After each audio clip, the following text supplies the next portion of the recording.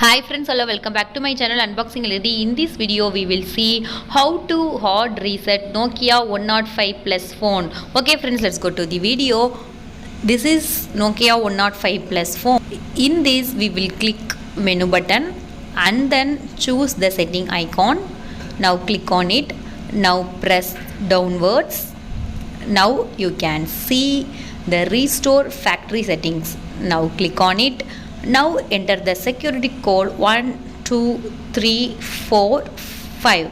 Now press OK. Now the setting is restored. Okay, once again I'm doing.